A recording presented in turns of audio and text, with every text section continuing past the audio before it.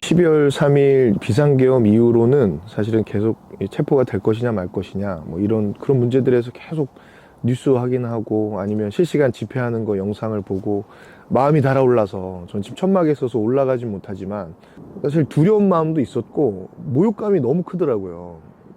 감히 지금 이 시대에 민주주의가 이만큼 발전하고 시민의식이 이렇게 올라갔는데 대통령이 어떤 잘못을 했을 때 거기에 대해서 국민들이 책임을 묻고 탄핵도 한 번 이미 있었고 그런 상황인데도 불구하고 뭐 국민을 대상으로 총뿌리를 겨누고 비상계엄을 하고 그런 모습을 봤을 때 너무 괘씸하다. 근데 실제로 그때 당시에 이제 연락이 많이 왔습니다.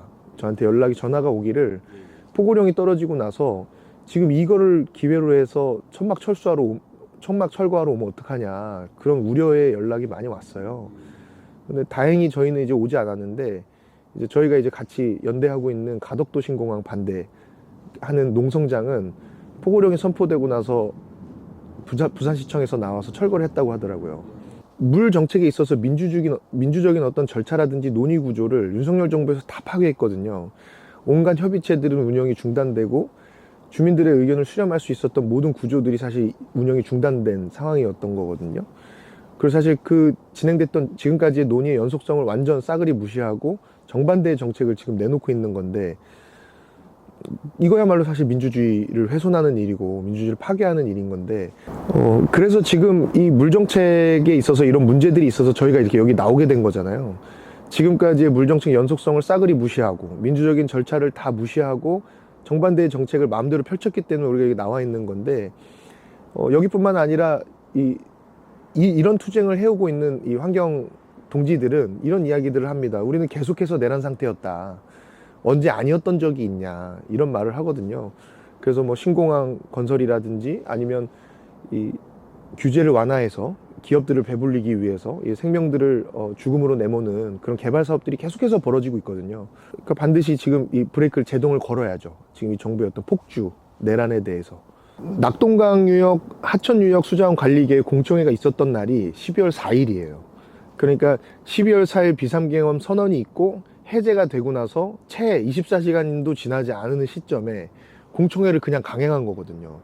그러니까 국가가 굉장히 큰 혼란에 빠졌잖아요. 국민들이 지금 굉장히 놀랐고 어떤 논란의 어떤 그런 여지가 있는 상황들이 계속해서 벌어지고 있었는데 김한섭 장관은 공청회를 개최한 거예요. 그 상황에 과연 주민들이 그런 상황에 공청회에 참여해서 의견을 제시한다든지 할 수가 없었을 뿐만 아니라 그 공청회라는 것이 여러 사람을 참여할 수 있도록 그런 여건들을 마련해야 되는 것 아니겠어요? 그럼 사실 좀 더 미루거나 아니면 정말 주민 의견을 수렴할 작정이라면 거기에 합당 어떤 절차들 다시 마련했어야 될 텐데 12월 4일에 바로 그걸 강행하면서 또 경찰들을 앞에다 공청회 무대 앞에다 배치를 하고 주민들이 앉아야 되는 자리에다 경찰들을 배석시키고 그리고 정작 주민들이 의견 얘기할 때는 듣지 않고 그런 것들이 사실 계속 반복됐거든요. 사실은 저희는 그렇게 표현합니다. 김한섭은 내란 동조자다.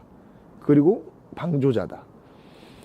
내각으로서 사실은 김한섭 장관이 그 책임에서 벗어날 수가 없거든요. 그 지금 비상계엄 사태에 대해서.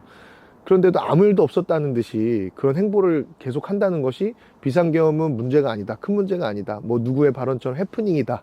뭐 이런 식으로 사실은 한 어떤 자기 최면 같은 그런 일정을 한 거죠. 김한섭 장관도 마땅히 여기 지금 내란 사태에서 책임을 지고 퇴진해야죠. 그 지금 당장 직무를 정지하는 게 맞습니다. 분명한 거는 저희가 농성을 하고 있음으로써 지금 어쨌든 253일 동안 새 정부 수문이 닫히지 않았습니다. 그건 분명한 것 같아요. 그런데 사실 지금 이 상태로 있는 것이 사실은 뭐 금강을 지켜냈다거나 새 정부 재가동을 막아냈다거나 이렇게 보기 사실 어렵잖아요. 어떤 정책적인 결정을 끌어내야 되는 상황이라서 앞으로도 계속 이 천막은 천막대로 유지를 하면서 정책적인 어떤 변화를 끌어내기 위해서 계속 소리를 내려고 해요. 그래서 아까 말씀드렸던 물정책 정상화라는 것이 결코 가벼운 일이 아니거든요. 우리한테 신규댐이 건설되면 사실은 4대강 사업 때 22조 6천억이 들었는데 그거보다 적지 않은 예산이 사실 신규댐에 들어갈 것이고 또 그로 인한 어떤 주민 삶의 생존권 문제라든지 지역 소멸이라든지 이런 문제들이 사실 예상되고 있는 사업들인데 그걸 정상화시켜야만 합니다. 그래서 이걸 어떤 국민 의제로 저는 올리려고 해요.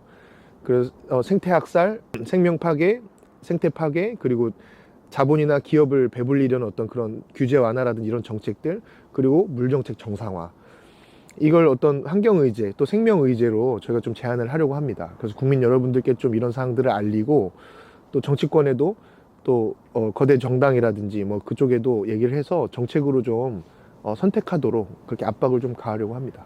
생명 현장을 지키는 사람들이 정말 많이 있어요, 전국에. 근데 그분들의 활동이나 싸움들이 굉장히 소외되거나 고립되어 있는 경우가 많습니다. 왜냐하면 환경은 굉장히 뒷전에 처져 있는 문제처럼 여겨지기도 하니까요. 왜냐하면 이 자본주의 사회에서.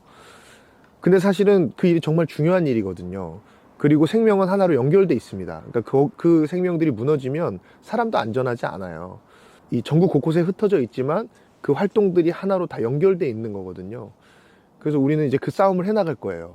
그리고 말하지 못하는 생명들의 권리를 대변하려고 할 겁니다. 그리고 그 권리를 지켜줘야 한다고 요구할 거예요. 근데 그 일에 있어서 좀 많은 분들이 그 소리들을 들어주셨으면 좋겠습니다. 그러니까 뭐 동의가 안 되시더라도 듣고 공감하고, 맞다, 그것이 중요한 일이지, 아, 이런 일들이 있었구나, 알아가 주셨으면 좋겠어요. 모든 생명이 공존하고 더불어 살 수 있는 세상, 그리고 모두가 안전한 세상, 그런 세상이 만들어지길 소망합니다.